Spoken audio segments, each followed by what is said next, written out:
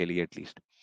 तो right, right. मैं वापस अपने थोड़ा मर्सी और उस वाले पॉइंट पे आऊँगा क्योंकि ये समझना ज़रूरी है, मुफ्ती साहब ने इस पॉइंट को बड़ा एम्फसाइज़ किया है कि अल्लाह का एक मर्सी का एट्रिब्यूट भी है कि जिसको यूज़ करके वो अगर किसी को जन्नत में भेजना चाहे बगैर किसी रीज़न के, तो वो भी उसके लिए एक जिसे कहते हैं कि चीज़ ठीक है। तो मैं इसकी प्रॉब्लम हाइलाइट कर रहा था कि ये बहुत ही प्रॉब्लमैटिक बात है कि अल्लाह किसी को अपनी मर्ज़ी की बेसिस पर और बगैर किसी टेस्ट के या बगैर किसी अपनी मर्ज़ी बगैर बगैर उसके एफर्ट के उसको जन्नत में भेज देगा, तो ये प्रॉब्लमैटिक है। इसको या तो आप कहेंगे कि भई वो मर्सिफुल है, वो किसी को जन्नत में भेज रहा है और किसी को मर्सी को इस्तेमाल करके। तो फिर आप उसको जस्ट नहीं कह सकते। जस्ट अगर आप कहेंगे, उसका को अगेन जो हम पहले बात कर चुके हैं, उसका कुछ ना कुछ मतलब होना चाहिए। अच्छा मैं अब इसको थोड़ा-सा मैं जो पॉइंट लाना चाह रहा था कि ये जो मर्सी का कॉन्सेप्ट आप मुफ्ती साहब लेके आते हैं ना, इसमें भी बड़ी प्रॉब्लम्स हैं। मिसाल तो नहीं बल्कि मैं इसको एक्सप्लेन करता हूँ कि ये कैसे इसमें प्रॉब्लम आती है। देखिए, अल्लाह ने इंसानों को जज करने के लिए जैसा मैंने पहले कहा एक स्कोरिंग सिस्टम बनाया होगा, कि जिसमें उसने इंसानों की नीयत और कोशिश इन्नमल अमालु बिन्नियात एक तो हदीस आती है जिससे हम नियत का कॉन्सेप्ट ले सकते हैं और ये कि अल कुरान में एक आयत ये भी है कि कोशिश देखी जाएगी। तो बेसिकली कोशिश ही असल चीज़ है जो कोई इंसान कर सकता है, रिज़ल्ट्स तो इंसान के हाथ में है नहीं। तो ये दोनों चीज़ें इन दोनों चीज़ों की बुनियाद पे अल्लाह ने एक स्कोरिंग सिस्टम बनाया होगा कि ये मेरा स्कोरिंग सिस्टम है, जिसकी बेसिस पर मैं लोगों को जज करूँगा और इसकी बेसिस पर ये डिसाइड करूँगा कि किसके कितना रिवॉर्ड है और किसकी कितनी पनिशमेंट बनती है, ठीक है? अच्छा पनिशमेंट के मामले में इन लोगों का मौक़िफ़ ये होगा कि जो उसने डिसाइड कर लिया ना पनिशमेंट का स्टैंडर्ड, उसकी बेस पर वो पनिश कर देगा लोगों को, ठीक है? चलें मान लिया अब हम रिवॉर्ड की बात कर लेते हैं। रिवॉर्ड के मामले में इन लोगों का मानना ये है, ठीक है? ये हदीस भी है कि कोई भी शख्स अपने अमाल की वजह से जन्नत में नहीं जाएगा, यहाँ तक कि हुज़ूर भी अपने अमाल की वजह से जन्नत में नहीं जा सकते, ठीक है? अच्छा, अजीब-सी बात है, फिर किस बेस पर जाएँगे? तो वो हदीस ये कहती है कि अल्लाह का जब तक फ़ज़ल नहीं होगा, अल्लाह की मर्सी उसमें शामिल नहीं होगी, तब तक लोग जन्नत नहीं जा तब तक सकते, कोई भी ठीक? जन्नत नहीं जा तब पाएगा, तक कोई जन्नत नहीं बेसिकली। जा सकता। अब अगर इनका पॉइंट अब ज़रा इसमें प्रॉब्लम सोचें कि कितना प्रॉब्लमैटिक व्यू है, कितना इलॉजिकल व्यू है ये। अल्लाह ने एक स्टैंडर्ड बनाया, जिसकी बेस पर अल्लाह ने डिसाइड किया कि ये इतना रिवॉर्ड मैं दूँगा इतने अमल के लिए, ठीक है? तो पहली प्रॉब्लम तो ये हो गई कि अल्लाह को पता था कि ये मैं स्टैंडर्ड इतना स्ट्रिक्ट बना रहा हूँ इतना कि ऊँचा इस सेट किया है कि स्टैंडर्ड को उसको कोई मीट ही नहीं हाँ, कर पाएगा। मीट ही नहीं कर सकता यानी कि एग्ज़ाम के पासिंग मार्क्स अगर 50 रखे थे, तो अल्लाह ने सवाल जो स्कोरिंग सिस्टम रखा वो ऐसा रखा कि किसी के 50 मार्क्स आ ही नहीं सकते उसमें, ठीक है? तो ये एग्ज़ैक्टली। कहना कि ये कोई पहली बात तो इस स्कोरिंग सिस्टम पर ही एतराज़ उठेगा, ठीक है? कि ये इंसान की काबिलियत को और इसमें एतराज़ कोई कह सकता है कि नहीं इंसान ही कमज़ोर है। आपने इस याद रखिएगा इसमें हुज़ूर भी शामिल है आपके, कि जो सबसे पीक इंसानियत है आपके सबसे वो आला आला आला आला इंसान है। तरीन। हाँ, वो अगर एक टेस्ट को पास नहीं कर पा रहे, फिर तो हम कह सकते हैं ना कि अल्लाह का टेस्ट अनफ़ेयर है। एटलीस्ट जो बुनियादी एग्ज़ैक्टली। जो बेसिक स्टैंडर्ड है, ठीक है? अच्छा अब एक तो प्रॉब्लम ये हो गया कि अल्लाह ने जो स्टैंडर्ड बनाया है, उनमें जितनी मर्ज़ी कोशिश कर लो, आप उस स्टैंडर्ड की बेसिस पर तो पास हो ही नहीं सकते, ठीक है? अच्छा अब बकौल आपके होगा ये कि जब वो स्टैंडर्ड में जो भी जितने भी मार्क्स आएँगे, अल्लाह आपको थोड़े बहुत ग्रेस मार्क्स दे देगा, जिसकी वजह से लोग जन्नत में चले जाएँगे, ठीक है?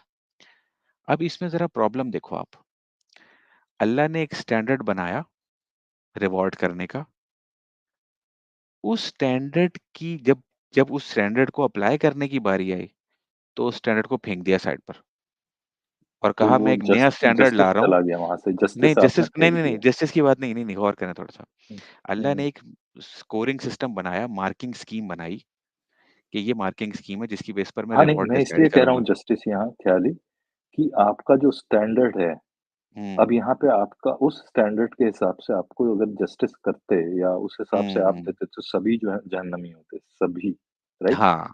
हुँ, हुँ, तो वो जस्टिस होता, राइट? पर आपने अगर बिल्कुल, वो मार्किंग सिस्टम अगर फेंक दिया, तो आपने जस्टिस हाँ। को उठा के अलग कर दिया, राइट? अब हुँ। आपकी मर्ज़ी आ रही है बीच में, राइट? सॉरी आप कैरी ऑन मर्ज़ी करें। अच्छा इसमें मर्ज़ी हाँ, ये मर्ज़ी वाली जो चीज़ है ना, थोड़ा-सा हुँ, यानी आप इम्प्लाई ये कर रहे हो उससे कि यार इसका मतलब ये हुआ कि अब फिर अल्लाह की मर्ज़ी आ गई कि जिसको मर्ज़ी जन्नत में फेंक देगा। ये बात भी हो सकती है, ये आपका वैलिड पॉइंट है। इसका सिर्फ़ वो जवाब ये दे सकते हैं कि मैं एनालॉजी से अगर समझाऊँ तो वो ये कह सकते हैं कि यार अल्लाह ने कह दिया कि मैं 10 ग्रेस मार्क्स दे रहा हूँ सबको। तो अब जिसके 45 मार्क्स थे उसके 55 मार्क्स बन गए। लेकिन जिसके 40 मार्क या जिसके 39 मार्क्स थे या जिसके 39 मार्क्स थे उसके सिर्फ़ नहीं 49 मैं बन कह रहा हूँ सके। मर्सी, मर्ज़ी नहीं, मर्सी, मर्सी। हाँ, हाँ, मर्सी की बात कर रहा हूँ। वो मर्सी और अच्छा आपने मर्ज़ी। मुझे लगा आप बोल रहे हैं मर्ज़ी, मर्ज़ी हाँ, अच्छा वो वो मर्ज़ी मैंने हाँ। शायद मर्ज़ी ही बोला होगा क्योंकि मैं यहाँ पर वो यही पॉइंट लेके चल रहा हूँ। हाँ, मेरे पर ख़्याल वो में अगर आप ये एक्चुअली कहना चाह रहे ग्रेस हैं। जो आप कह रहे हो वो बिल्कुल वही हाँ, मैं कह रहा हूँ कि वो जो ग्रेस हुँ, वाली बात आ गई है, वो मर्सी के हुँ। ताल्लुक से राइट। जी, जी, जी। तो मैं ये कह रहा हूँ कि उसमें वो ये कह सकते हैं कि बेसिकली जिसके सबसे ज़्यादा जो मार्क्स थे ना, वो उनको अल्लाह ने ग्रेस मार्क्स देके 10 ग्रेस मार्क्स दे दिए सबको। सो लेट्स से वो कहते हैं यार मर्सी में भी जस्टिस था कि सबको 10 ग्रेस मार्क्स दिए। तो अब जो 10 ग्रेस मार्क्स की बेस पर जो जो उस थ्रेशोल्ड को हिट कर गया उसको जन्नत में भेज दिया। ठीक है? मैंने ये भी यानी इतना उनके आर्गुमेंट को मैं स्टील मैन कर रहा हूँ कि मैं इसमें भी अ, जो है वो जो स्टील मैन कर रहा हूँ उनके आर्गुमेंट को कि आप अल्लाह जो है अपनी मर्ज़ी में भी जस्टली सबको ग्रेस मार्क्स दे रहा होगा, ठीक है? चलो, प्रॉब्लम यहाँ पर ये आ रही है कि जब अल्लाह ने एक स्टैंडर्ड बनाया था, जिसकी बेस पर उसने रिवॉर्ड कैलकुलेट करना था, जब उस स्टैंडर्ड को अप्लाई करने की बारी आई, तो अल्लाह ने उस स्टैंडर्ड को फेंक दिया और कहा कि नहीं यार मैं इसको इग्नोर कर रहा हूँ अपने बनाए हुए स्टैंडर्ड को। मैं नए एक एडिशनल स्कोरिंग्स मैंने मैंने अपनी मा ने एक और मार्किंग स्टीम स्कीम बना रहा हूँ, उसकी बेस पे लोगों को मार्क करूँगा। तो सवाल ये तो पॉइंट एग्ज़ैक्टली ये हाँ, उठता है, ओरिजिनल मार्किंग स्कीम अल्लाह ने बनाई क्यों थी? एक फ़ुज़ूल सी एग्ज़ैक्टली मार्किंग वही स्कीम कि जिसको उसका अप्लाई ही नहीं उसका करना था फ़ायदा कभी। जब आपने ग्रेस देना ही था, तो एग्ज़ैक्टली। वो जो ये जो शबांग जो किया है आपने पहले, एग्ज़ैक्टली। ये जो ये जो माज़रत के साथ लफ्ज़ इस्तेमाल करूँगा ड्रामेबाज़ी जो की थी, ये कि नहीं असल में ये तो मैंने ये स्कोरिंग मैंने सिस्टम इसलिए था। थोड़ा हल्का लफ्ज़ इस्तेमाल किया हाँ, था कि ये मैं ये लफ्ज़ ड्रामेबाज़ी हाँ, जो है, हाँ, इसका शायद स्ट्रॉन्ग क्या वर्ड हो जाए फ़ायदा लेकिन बेसिकली? क्या बोला एग्ज़ैक्टली। यानी ये वो वाली राइट। बात हो गई, ये मैंने शायद पहले भी एक दफ़ा ये एक स्ट्रीम में मैंने अच्छा हर एक इसमें स्ट्रीम में ये पॉइंट जब रेज़ किया था ना, मैं सॉरी मैं एक वो कर दूँ, सॉरी हाँ, सॉरी ये वो गो वाली अहेड। मिसाल हो हुँ, जाती है कि जिसे हम कहते हैं ना कि फेक डिस्काउंट। यानी कि मैं वो बंदा दुकान पे जाता है ना, तो वो दुकानदार कहता है कि वो भाई साहब ये ख़ास आपके लिए मैंने रियायत की है, वैसे तो ये चीज़ ₹100 की है। आपके लिए मैंने राइट, ख़ास रियायत ये की है कि मैं ₹90 की आपको दे रहा हूँ।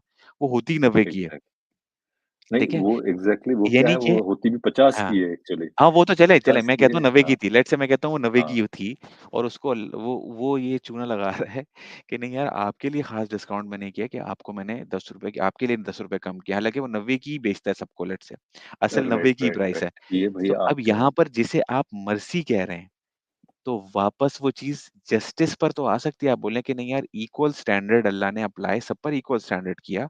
लेकिन अल्लाह ने वो एक ओरिजिनल स्कोरिंग स्कीम थी जो कि ज़रा बड़ी स्ट्रिक्ट थी, उसमें कोई पास ही नहीं हो रहा था। फिर एक एक्चुअल जो स्कोरिंग स्कीम थी, जो अप्लाई करने वाली थी, प्रैक्टिकल जो थी, वो वाली स्कोरिंग स्कीम जो थी, उसके तहत लोग पास हो रहे थे। तो अल्टीमेटली आपने एक स्टैंडर्ड ही अप्लाई किया सब पर, तो मर्सी का कॉन्सेप्ट से हटा दो, ये मर्सी तो सिर्फ़ दिखावे की रह गई। आपने मैं कह सक चलो मैं मान यहाँ तक मानने को तैयार हूँ, क्योंकि अभी हम वो बच्चे वाले केस को अभी हमने इग्नोर किया हुआ है, अभी हम जनरल बात कर रहे हैं। यहाँ तक मैं मान लेता हूँ कि इस केस में अल्लाह को आप फेयर तो कह सकते हो, मर्सी गई साइड पर, मर्सी-वर्सी कहीं नहीं है।